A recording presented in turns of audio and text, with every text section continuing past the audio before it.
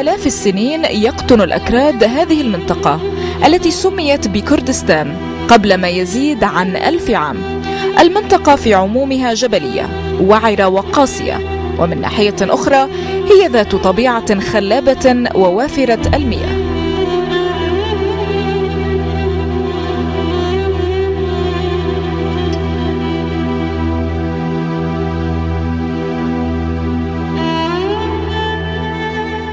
كردستان كانت جزءا من أقدم الحضارات في بلاد الرافدين، وفيها التمثال الوحيد للشاعر العربي الكبير الجواهري.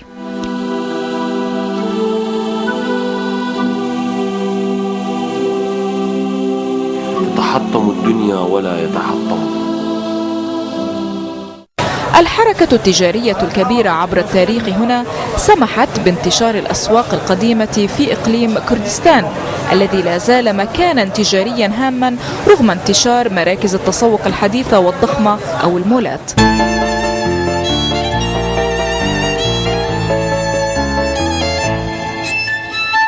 في هذه المنطقة أنشئت أقدم المدن من الحضارات الآشورية البابلية والسومرية، لذلك ليس من المستغرب أن يوجد أكثر من 30,000 موقعا أثريا هنا.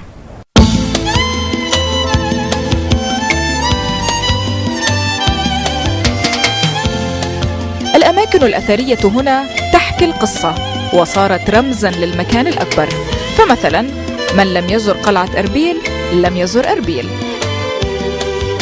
هكذا يقول أهل المدينة المفتخرين بقلعتهم الموجودة منذ 3000 سنة.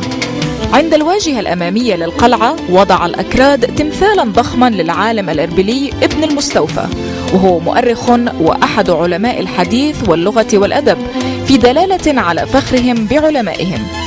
السليمانية بناها إبراهيم باشا ملك إمارة بابان قبل 300 عام، رغم أن الحياة البشرية موجودة فيها منذ الألف الثالث قبل الميلاد، وفيها عشرات المناطق التاريخية والآثار، ولهذا شيد متحف التراث في السليمانية ليحفظ ويحكي تاريخ المدينة.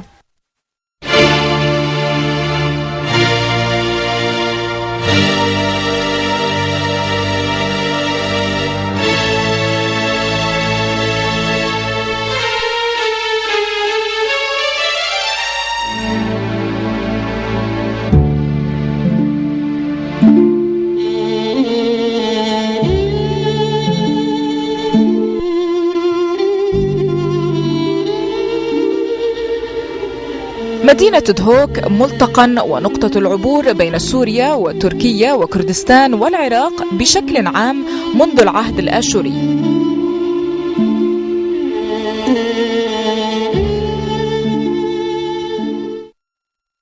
أهل الإقليم شاركوا المنطقة الفرح، الحزن والألم، حيث يمتزج الماضي والحاضر، الأديان والطوائف، الأعراف والعادات، في مزيج ثقافي وحضاري بعبره ودروسه يحمله الأكراد في نظرتهم للمستقبل.